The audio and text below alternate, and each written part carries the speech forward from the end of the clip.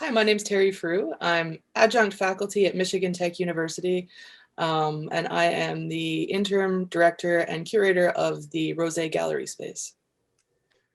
Hi, my name is Stephen Lias. I am a composer and I am the founder and leader of Composing in the Wilderness. If you're watching this video, you already probably know that this relates to an art exhibit that is inspired by music, that is inspired by nature. And all of that revolves around this unusual summer program we offer called Composing in the Wilderness. It's offered by the Fairbanks Summer Arts Festival in collaboration with Alaska Geographic and Denali National Park. And it was an outgrowth of the Artist in Residence program at Denali National Park. I was very fortunate to serve as the Artist in Residence there in 2011. And that led to a piece of music that was premiered there at the park in 2012 as part of the Denali Music Festival. And along with that, we decided to rope in a bunch of collaborating organizations and start a workshop where we took composers out into the backcountry of Denali National Park and give them the most sort of life-altering inspiration we could possibly do. And then turn them loose with some musicians and let them compose music and see what happened. And that has led to a very successful annual summer program coming up on 10 years now. And we've had almost 100 composers who we've introduced to the backcountry of Denali National Park. And it has led to this unusual and really, really evocative art exhibit. Hello, my name is B Kaufman, and I am an artist, a visual artist. I paint, and I have been in the Denali area for many years. I have worked as a guide there and have taught field sketching courses through the Alaska Geographic. And my connection with the process is through the music that I would listen to every year at the Fairbanks Summer Arts Festival.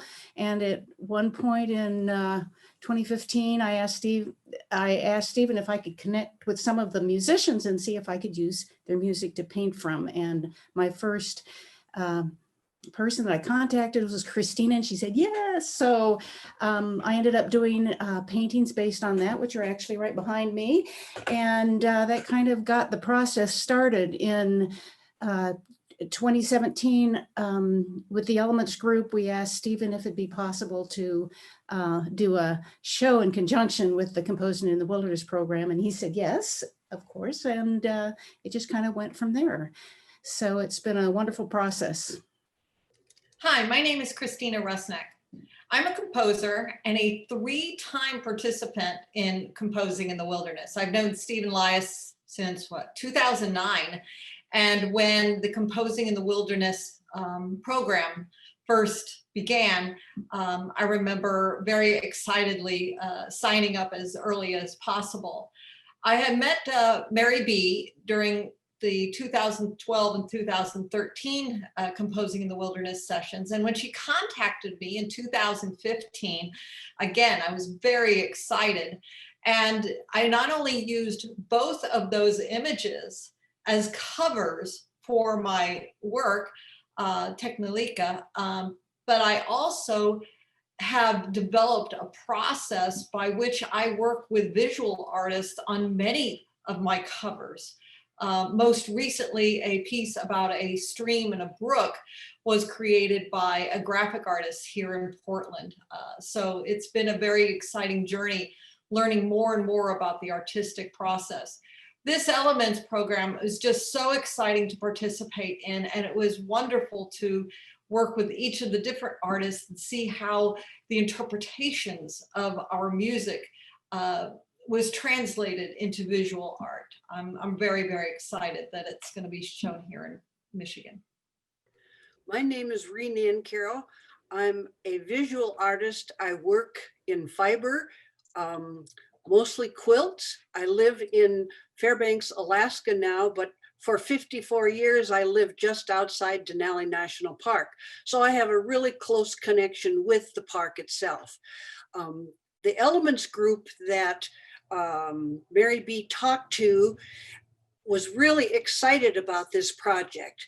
Mary B and I went to the day that the composers got to Denali Park and met the composers. And at that time, a number of them said, oh, if this happens, we would love to have these pieces of art come to where we live so that we could have a show in our locale. And that is what set the tone for what happened. The day of the concert, all of the Elements members met at my cabin near Denali, and we set out the parameters of what we wanted to propose to Stephen. So we spent that day making a proposal, talked to him that afternoon and met with the composers. And that's sort of how this grew into such an extended program. It was just from the, oh, we want to have a show come back to where we live. So one of the basic philosophical ideas behind composing in the wilderness right from the beginning was that it was multidisciplinary, that this wasn't, we were starting with being inspired by nature and then writing music about it. So that's already sort of an extra connection with music and something else. But then once we knew we were going into the backcountry, it became sort of very important to us to bring scientists with us. And so we started going into the backcountry with our guiding company, which is Alaska Geographic. They sent us out with the most amazing world-class geologists and microbiologists and soundscape ecologists. And we had so much wealth of cool intellect going out there with us to interpret the landscape. And so what we found immediately through that collaboration was that composition started being about tectonic plates or lichen or, you know, predator-prey relationships, like really cool, unusual things that music is not often about. And then bear with me, I'm leading up to this show because then we also happen to have in Fairbanks one of the best examples of music and art being combined in John Luther Adams' iconic installation at the Museum of the North called The Place Where You Go to Listen, which composers all over the world come to as sort of a mecca. It's a widely known and highly sought after sort of exhibit there. And so as part of our workshop right from the beginning, we knew we were going to take people to the Museum of the North. They would learn all the stuff that you can learn about art and about the cultural history of the far north. And then we would take them out into the wilderness where they would learn through all these scientists. So I said all that to say that conceptually composing in the wilderness was intended to be multidisciplinary.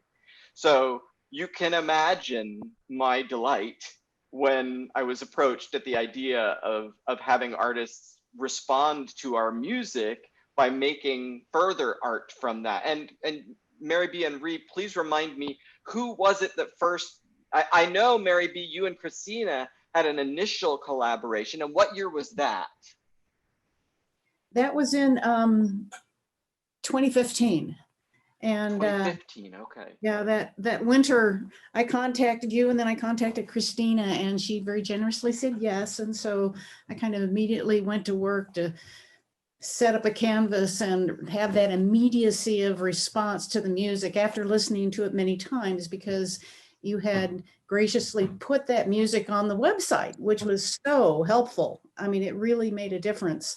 And it allowed me to have that just real strong connection. And there's something about doing this in the winter in Alaska, you know, when it's, you know, you're kind of isolated anyway, and you have that, the music just kind of resonates in your brain. So it was just such a tremendous experience for me. And having spent so many years, I figured it out yesterday, 33 years in this area.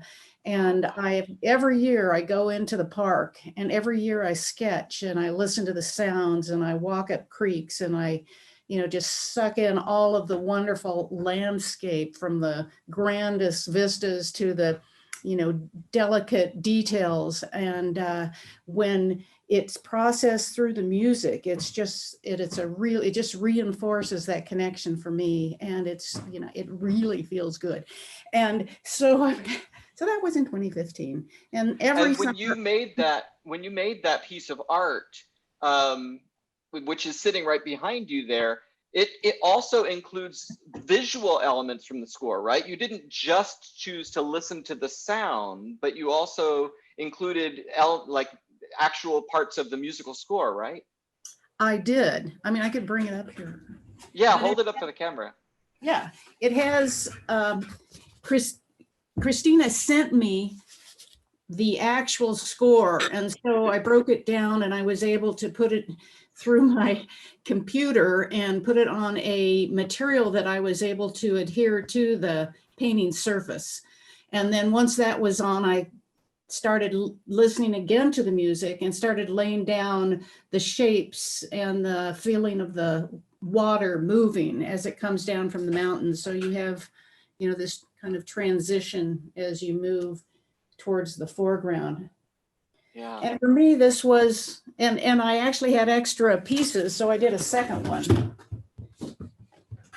which probably it shows the music more graciously. And the abstract nature of it is a function of all the extra paint that you put together when you're getting ready to paint something that is, you need strong colors. And so I had a lot of, you could make a series out of one piece of music because there's so much to it. And I have a little bit of a background in music, just enough to be dangerous. Well, it's interesting that you say that, and I'll turn to Christina, because Christina, you and I are composers, and we both know that there's a little bit of an artist, and a visual artist in every composer, because we must prepare scores, and scores must look beautiful, both be correct, but also be a beautiful thing. And so, Christina, how did you feel when you saw sections of your actual musical score in the work of a real artist?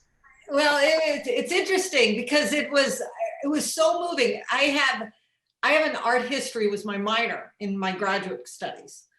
So I have a really strong foundation in art, not as a practicing, artist, visual artist, but as, that background. And so it was really, really wonderful to see her interpretations of the flow of the music.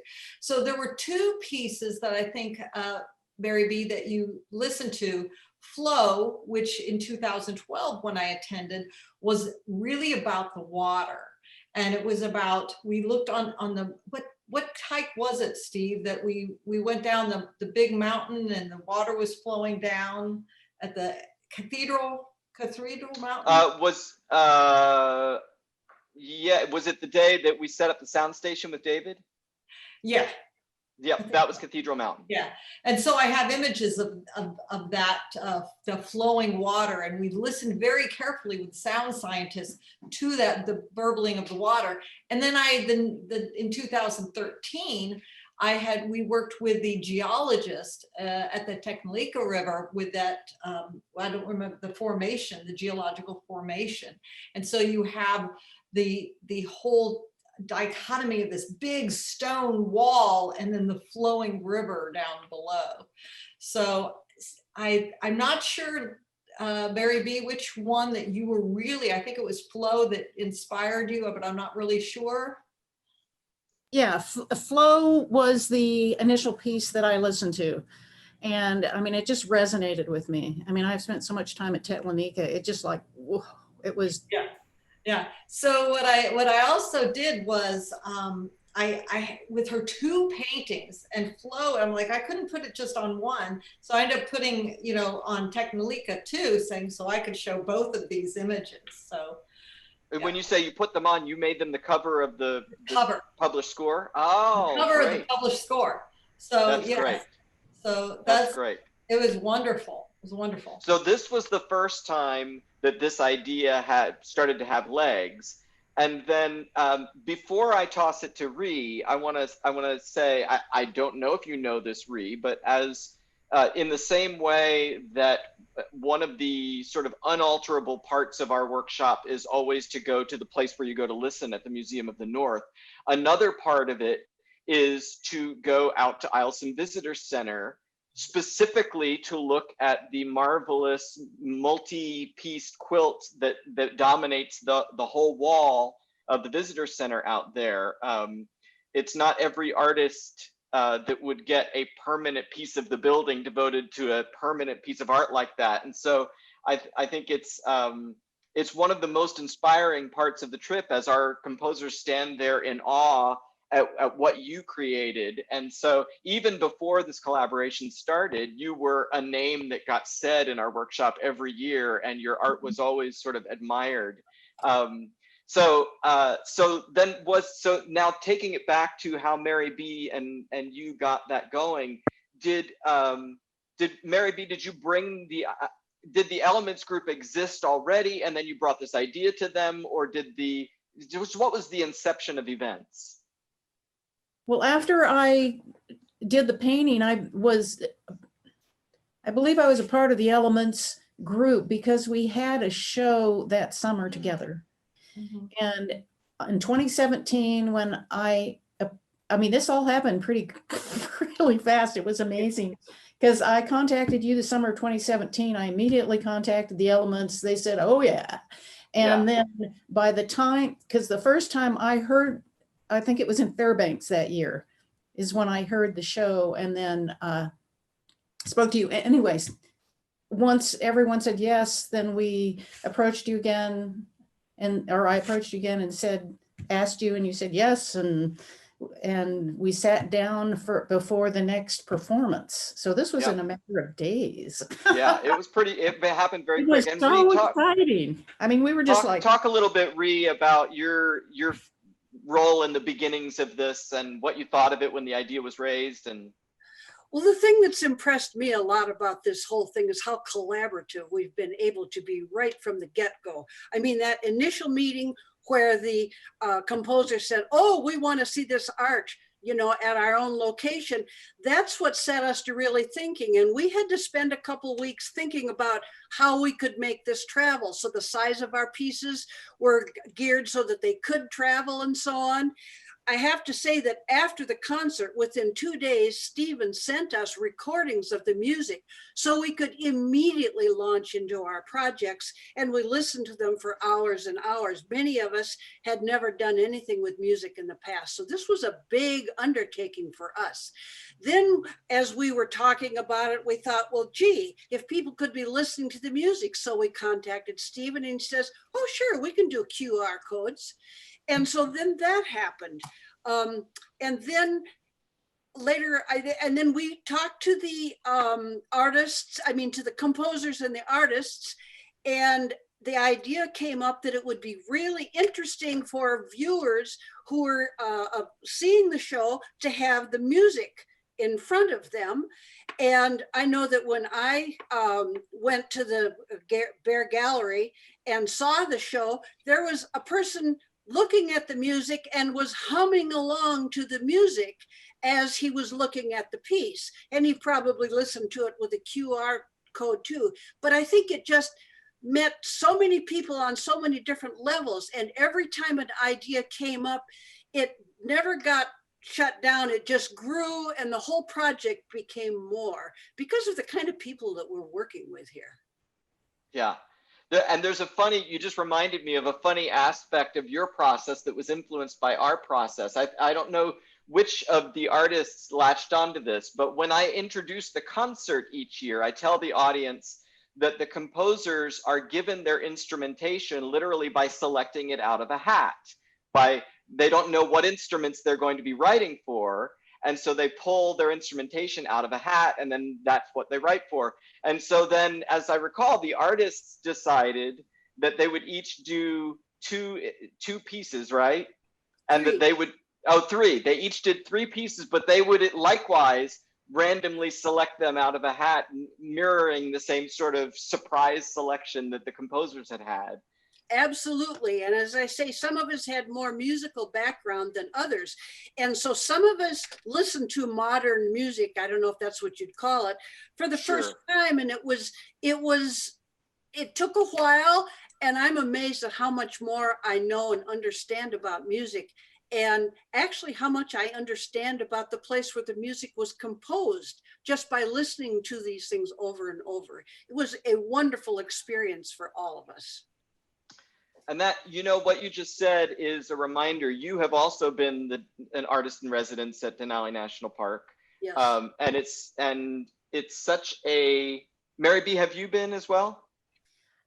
No, I haven't been an artist in residence. I've had artist road permits, so I've gone in there and worked. And Christina has been an artist in residence at other national parks. And the thing you just said resonated with me more about sort of the beauty of the artist in residence programs as a concept.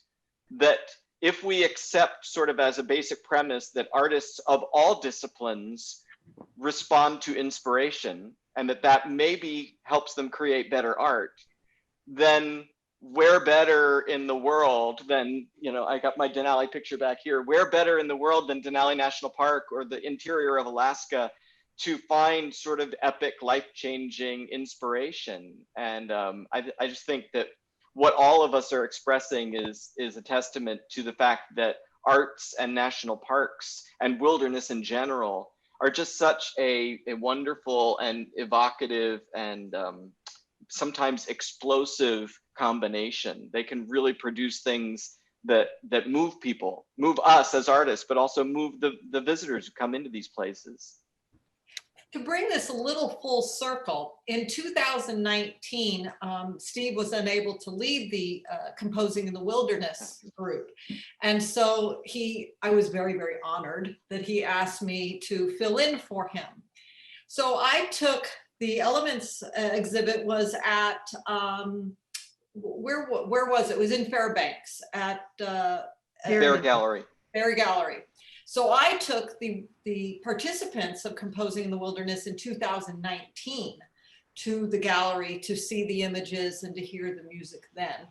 And I thought, oh, I'll allow an hour or so. We were there for 2.5 hours. They were going through everything and really admiring your art and really trying to figure out as composers themselves, what aspect of the music influenced the particular elements of your art. And we had a lot of discussion about that. And I think that was one of the highlights of that 2019 Composing in the Wilderness experience. Hi there, Terri Frew here. I am sort of the newest addition to this iteration of Composing in the Wilderness and the Elements Art Group responding to those musical compositions. So as curator of this show at the Rose Center Gallery in Houghton, Michigan Tech University, what I really wanted to do was just showcase the fantastic collaboration that went on between these composers and these visual artists. And really, I think, Stephen, you were saying earlier that what we're talking about is just the nature of creative inspiration, or in other words, the muse. What is it, right? It's been discussed for thousands of years, been chased by humanity. So I wanted to give our viewers and attendees a foray into the experience of the collision of these two projects.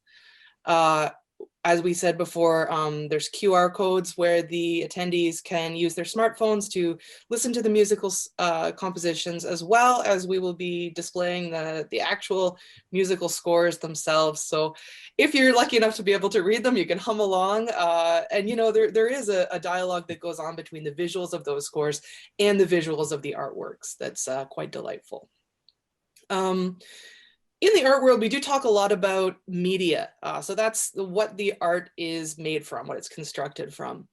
The pieces of the show Denali, artists responding to music inspired by the Alaskan wilderness, what I noticed when I was looking at the artworks is that there's really a substantial presence of craft media. So these are things like textiles and ceramics, to name a few. And I'd like to talk about the significance of that for just a minute. If we kind of back up and consider the process that the composers went through at the beginning, when they went into the Alaskan backcountry, before you all even wrote a note, what you were really doing, and this is when you were attending the Voice of the North, is you were being asked to slow down and immerse yourselves in the natural world, taking notice of the phenomena that gets overlooked so often, And really with craft media, that's a big part of it. These are ways of making art that involve things like slow labor, tradition, and careful observation. So I can't think of a better way materially to express the process of this whole project than through these techniques. Okay, and just on a practical note, if you would like to come, and you're welcome to come and see the art pieces themselves and the accompanying scores and musical recordings. It will be available from Friday, January 22nd till Saturday, April 17th at the Rose Center Gallery's A space. And that's located on the lower level of the Rose Center at Michigan Technological University campus. Gallery hours are Monday to Friday, 8 a.m. to 8 p.m., Saturday, 1 p.m. to 8 p.m. Protocol for visiting, masks are required. And in order to maintain at least a 6-foot distance between the gallery visitors, we're limiting it to about 5 individuals or fewer in the gallery space. And finally, since we don't have the pleasure to be able to do a formal reception, there will be small gift bags at the exhibition as a memento of the experience.